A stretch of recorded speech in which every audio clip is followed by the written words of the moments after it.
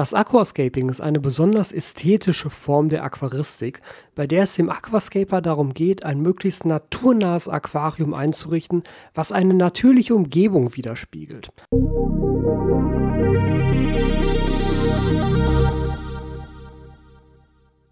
Am Anfang steht natürlich immer das leere Aquarium. Du kannst jedes beliebige Aquarium als Basis für ein Aquascape nehmen. Da es beim Aquascaping aber auch stark auf Ästhetik ankommt, hat es sich eingebürgert, dass man auf transparent verklebte Weißglas-Aquarien setzt, die in der Regel auch offen betrieben werden, also ohne eine zusätzliche Abdeckung obendrauf. Die Größe deines Beckens gibt natürlich ein wenig vor, was du mit dem Hardscape und was du mit deinem Layout alles erreichen kannst. In diesem Fall haben wir uns für ein Nano-Aquarium entschieden, was wirklich auch auf einem kleinen Regal Platz findet und womit du das Aquascaping problemlos in deine Wohnung integrieren kannst, selbst wenn du nicht viel Platz hast. Wir starten jetzt mit dem Bodengrund. Der Bodengrundaufbau sollte für ein optimales Wachstum und eine optimale Durchflutung dreistufig sein. Die unterste Stufe besteht immer aus einem sehr porösen Material, was eine gute Durchflutung und eine gute Ansiedlungsfläche für Bakterien liefert. Darauf kommt das eigentliche Aquarium-Soil, was im Aquascaping häufig benutzt wird, da es sehr reich an Nährstoffen ist und somit die beste Basis für das Wachstum der Pflanzen bildet. Und zum Schluss wird das Aquarium-Soil noch mit einem Powder-Soil abgedeckt. Das ist einfach feineres Soil, was der Optik dient und was auch das Bepflanzen später ein wenig leichter macht. Dies wird aber erst eingebracht, nachdem das Hardscape gesetzt wurde, da wir ansonsten davon unnötig viel verbrauchen würden. Das Hardscape kannst du dir vorstellen wie das Grundgerüst deines Aquascapes, wie die Grundbasis des Layouts. Das Hardscape ist all das, was aus festen Materialien besteht. In der Regel sind das Steine oder Wurzeln. Bei diesem Aquarium haben wir uns für den Einsatz von sogenannten Dragonstones entschieden. Die werden auch als Oko-Stones bezeichnet und zeichnen sich vor allem durch ihre sehr strukturierte, sehr zerklüftete Oberfläche und die leicht orangeliche Färbung aus. Das ist ein sehr interessanter Stein, der für das Aquascaping sehr gut geeignet ist, da er auch keine weiteren Stoffe an das Aquarium abgibt und nicht die Härte beeinflusst. In diesem Fall läuft es auf ein klassisches Iwagumi-Layout hinaus, was also ausschließlich aus Steinen besteht, dazu eine ungerade Anzahl an Steinen einsetzt und diese Steine so anordnet, dass sie einem natürlichen Gebirgszug entsprechen könnten. Ein wichtiger Aspekt, der wirklich jedes Aquarium sofort besser aussehen lässt und sofort dafür sorgt, dass die Perspektive, die mit einem Layout erreicht wird, verbessert wird, ist der Soil-Anstieg. Es ist essentiell, dass du das Soil von vorne nach hinten ansteigen lässt, was wir in diesem Fall noch extremer gemacht haben, weil links und rechts stärkere Anstiege sind als in der Mitte. Das Ganze wirkt dann so wie ein kleiner Weg, der zwischen diesen großen Felsen hindurchführt und links und rechts hinter den Felsen befinden sich aber noch kleine Plateaus, auf denen auch gepflanzt werden kann, die aber noch einmal höher liegen, also durch noch mehr Soil aufgeschüttet wurden. Diese Aufschüttung erzeugt bei uns den Eindruck von Tiefe in einem Aquarium und so können wir jedes Layout automatisch verbessern. Und zum Schluss kommt dann jetzt noch das Powder Soil oben drauf, um die Oberfläche ein wenig feiner zu gestalten, um die Tiefenwirkung dadurch nochmal zu verbessern und um, wie schon erwähnt, das Pflanzen gleich zu vereinfachen.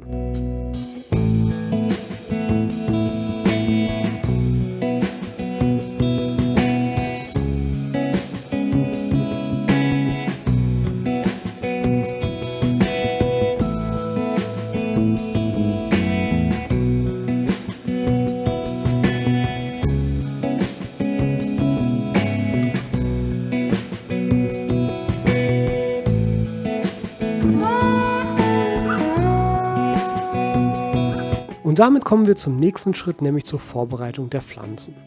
Welche Pflanzen du für dein Aquascape benutzt, ist im Endeffekt dir überlassen. Es ist stark davon abhängig, was du mit deinem Aquarium erreichen möchtest und was du mit deinem Layout zeigen möchtest. In diesem Fall haben wir uns für einen sehr, sehr kleinen filigranen Bodendecker entschieden, das Hemianthus calitrichoides cuba, und haben das erweitert durch Rotala rotundifolia für den Hintergrund, die also hinter den großen Felsen sitzen wird und darüber hinaus wachsen soll, und Alternatera reinecke mini als roten Akzent an den Felsen. Du solltest dir die Zeit nehmen und die Pflanzen, bevor du sie einpflanzt, alle einmal vernünftig vorbereiten, denn das macht einerseits mehr Spaß beim Pflanzprozess selber und macht den ganzen Prozess tatsächlich auch schneller. Wenn du In-vitro-Pflanzen so wie hier verwendest, dann achte darauf, dass du das Nährgel vollständig abspülst und die Pflanzen am besten schon mal in kleine Teile zerteilst. Du pflanzt niemals einen kompletten Block Pflanzen ein, sondern du zerteilst diese Blöcke immer in möglichst kleine Elemente und pflanzt nur diese kleinen Elemente ein. Dadurch hast du den Vorteil, dass die Pflanzen sehr viel schneller zusammenwachsen können und sehr viel schneller einen dichten Teppich bilden können. Gerade bei Bodendeckern ist das sehr wichtig. Sind alle Pflanzen vorbereitet, geht es mit denen zurück zum Becken und dann startet der Pflanzprozess.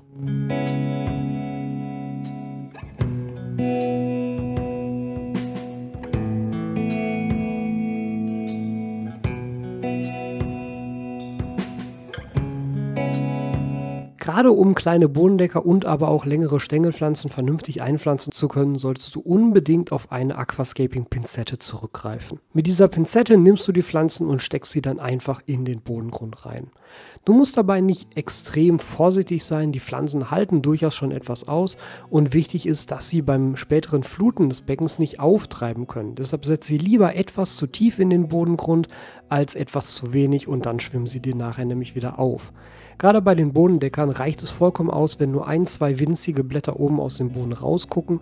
Der Bodendecker wird sich vollständig erholen und am Ende einen dichten Teppich bilden.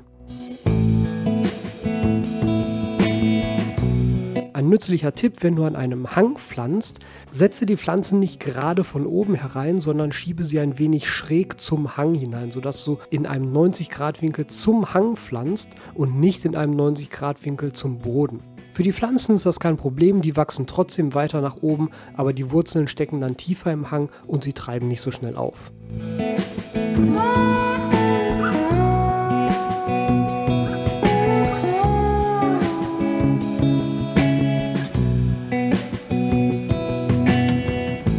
Beim Pflanzen von Bodendeckern solltest du darauf achten, wenn du möglichst schnell einen schönen, dichten Bodendecker-Teppich haben möchtest, dass du wirklich von vornherein so viel Pflanzenmasse wie möglich in das Aquarium einbringst. Du kannst das hier schön sehen, wir haben versucht, wirklich den kompletten Boden sauber zu bepflanzen. Natürlich gibt es noch kleine Lücken im Soil, aber die werden sehr schnell vom Bodendecker geschlossen werden. Wichtig ist nur, dass du möglichst viele Pflanzen einzeln einsetzt, denn jede dieser kleinen Pflanzen kann jetzt Ausläufer werfen und sich so vermehren und dichter werden. Ganz allgemein ist es von großem Vorteil, wenn du ein Aquascape mit sehr vielen Pflanzen betreibst. Je mehr Pflanzen du von vornherein in deinem Aquarium drin hast, umso unwahrscheinlicher ist es, dass du ein Problem mit Algen haben wirst. Denn Algen entstehen nur dann, wenn es keine Nährstoffkonkurrenz für sie gibt und das sind in der Regel unsere höheren Aquarienpflanzen. Hast du also ein Becken, was schwach bepflanzt ist, ist die Wahrscheinlichkeit, dass Algen auftreten, immer größer als in einem sehr stark bepflanzten Aquarium. Ist das Becken soweit vorbereitet, können wir daran gehen, die Technik zu installieren. Zuerst wollen wir einmal eine Lampe aufsetzen, damit wir auch das Innere unseres Aquariums richtig sehen können. Im Aquascaping hat sich der Einsatz von LED-Beleuchtung mittlerweile durchgesetzt. Diese haben diverse Vorteile, wie unter anderem ein geringerer Stromverbrauch, eine geringere Wärmeabgabe und in den meisten Fällen auch eine höhere Lichtausbeute, sodass das eigentlich die Ausrüstung der Wahl ist. In diesem Fall haben wir hier eine LED-Beleuchtung mit RGB-Anteil, das heißt, es gibt nicht nur weiße LEDs, sondern auch farbige LEDs, die zusätzlich die Farbwiedergabe und die Farbenpracht unserer Aquarienpflanzen verbessern. Es handelt sich um eine sogenannte Aufsatzleuchte, das heißt, sie wird mit ihren Halterungen auf den Rand des Aquariums aufgesetzt. Sie lässt sich dann dort vor- und zurückschieben und ermöglicht weiterhin den Zugang zum Aquarium und sie kann auf diese Art und Weise eben auch auf einem offenen Aquarium betrieben werden, was keine Abdeckung benötigt. Die meisten Aquascapes werden auch mit einer CO2-Anlage betrieben. Und damit eine CO2-Anlage sinnvoll eingesetzt werden kann, bedarf es unbedingt eines CO2-Dauertests im Aquarium. Dieser Test zeigte durch seine Färbung an, ob genügend CO2 im Wasser gelöst ist, um deine Pflanzen vernünftig mit diesem wichtigen Nährstoff zu versorgen. CO2-Dauertests gibt es in den verschiedensten Formen. Hier haben wir einen ganz normalen sogenannten Drop-Checker, der mit einer Indikatorflüssigkeit gefüllt wird, die bei 20 Milligramm pro Liter gelöstem CO2 im Wasser ihre Farbe umschlägt. Ist also zu wenig CO2 im Wasser, bleibt die Flüssigkeit blau. Ist die richtige Menge CO2 im Wasser, wird sie grün und ist zu viel CO2 im Wasser, wird die Flüssigkeit gelb. Diesen Drop-Checker bringst du einfach per Saugnapf in deinem Aquarium an, idealerweise ungefähr auf mittlerer Höhe, denn CO2 steigt nach oben, das bedeutet, du hast in der Regel unten und oben im Aquarium eine leicht unterschiedliche Konzentration an CO2, deshalb setzt du den CO2-Drop-Checker auf eine mittlere Höhe, um sozusagen den Mittelwert daraus zu messen. Außerdem sollte der Drop-Checker auf der gegenüberliegenden Seite vom CO2-Diffusor sein, denn dort ist die CO2-Konzentration am geringsten und auch dort möchtest du natürlich messen, dass sie dort immer noch ausreicht, weshalb eben der Drop-Checker möglichst weit weg vom CO2-Auslass sitzen sollte. Und auch die CO2-Anlage selber kann jetzt installiert werden. Ich würde dir immer empfehlen, direkt auf eine Druckgas-CO2-Anlage zu setzen, da du mit dieser Anlage die volle Freiheit und die volle Einstellbarkeit hast. Bio-CO2 ist zwar am Anfang eine günstige Lösung, erfordert aber auch sehr viel mehr Arbeitseinsatz von dir und du hast das Problem, dass du es nicht genau regulieren kannst und nicht aus der kompletten Auswahl an möglichen CO2-Diffusoren wählen kannst, denn nicht alle Diffusoren funktionieren mit Bio-CO2. Wir setzen hier eine Nano-Druckgasanlage ein mit 95 Gramm CO2-Einwegkartuschen. Diese Anlage ist für Aquarien bis 30 Liter sehr gut geeignet. Darüber hinaus solltest du auf eine größere Anlage mit größerer Flasche setzen, damit du die Flaschen nicht so häufig wechseln musst. Zu der CO2-Anlage gehört neben der CO2-Kartusche und dem Druckminderer selbst natürlich der Diffusor, der im Becken installiert wird, wo das CO2 austritt. Dazu gehört ein entsprechender Schlauch, der die Anlage mit dem Diffusor verbindet. Und auf dem Schlauchweg selber kann dann noch ein Rückschlagventil und ein Magnetventil angebracht werden. Das Magnetventil sorgt dafür, dass die CO2-Zufuhr nachts unterbrochen wird, denn Pflanzen können CO2 nur verwenden, wenn auch Licht vorhanden ist. Sobald du das Licht ausschaltest, ist jedwedes zugeführtes CO2 unnötig und du kannst es mit einem Magnetventil einfach ebenfalls abschalten, um so CO2 einzusparen. Das Rückschlagventil sorgt dafür, dass kein Wasser durch den CO2-Diffusor zurück in den Schlauch läuft und so die Anlage oder das Magnetventil beschädigen könnte. Zur Steuerung des Magnetventils kannst du dieses ganz einfach an die gleiche Zeitschaltuhr anschließen wie auch deine Beleuchtung, sodass automatisch, wenn das Licht angeht, das Magnetventil sich öffnet und CO2 hindurchlässt und sobald das Licht ausgeht, schließt das Magnetventil wieder und stoppt die CO2-Zufuhr. Und damit ist der nächste Schritt bereits die Befüllung des Aquariums. Du kannst ein Aquarium häufig nur mit Leitungswasser betreiben. Du solltest dafür aber einmal im Vorfeld die generellen Wasserwerte deines Leitungswassers kennen. Vor allem der pH und die beiden Härtewerte, also GH und KH, sind hier wichtige Indikatoren. Sollte dein Wasser zu hart sein, besteht nur die Möglichkeit, auf Osmosewasser zurückzugreifen, also eine Osmoseanlage zu installieren und durch diese das Wasser zu filtern und ihm seine Härte zu entziehen, um es für das Aquarium brauchbar zu machen.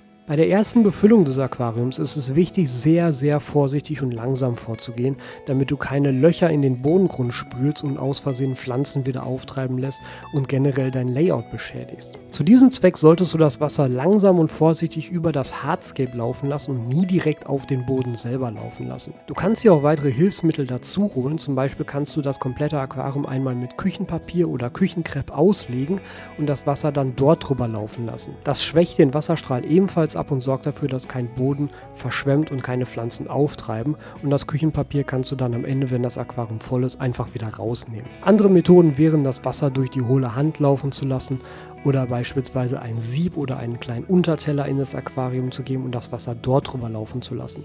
Alle Methoden, die den Wasserstrahl selbst abschwächen, sind hier geeignet.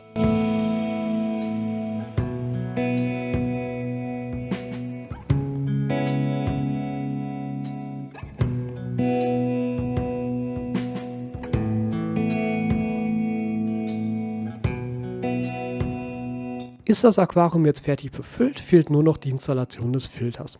Bei einem so kleinen Aquarium ist ein Rucksackfilter häufig das Mittel der Wahl, denn er nimmt keinen zusätzlichen Platz im Becken weg und ermöglicht aber trotzdem eine kleine und kompakte Filterung, die keinen großen Außenfilter benötigt, der noch wieder zusätzliche Zuleitungen zu dem Becken benötigt. Bei größeren Becken ist der Außenfilter tatsächlich das Mittel der Wahl im Aquascaping, da er in der Regel effektiver mit höheren Filtervolumen und höherer Filterleistung agieren kann und man die Ein- und Ausläufe beliebig auswechseln kann.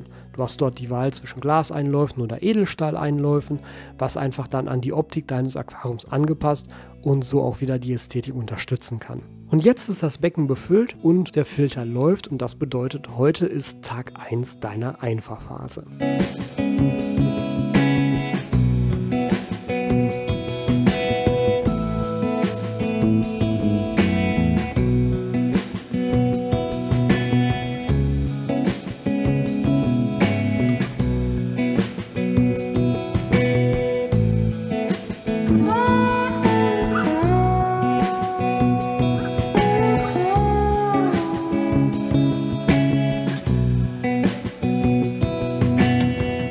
Alpha-Phase zieht sich in der Regel über 2 bis 3 Monate bei einem Aquarium und ist die wichtigste Zeitspanne im Leben deines Aquariums, denn in dieser Zeitspanne etablieren sich alle wichtigen Bakterien, die Filterbakterien und die Bakterien, die die Schadstoffe im Aquarium abbauen.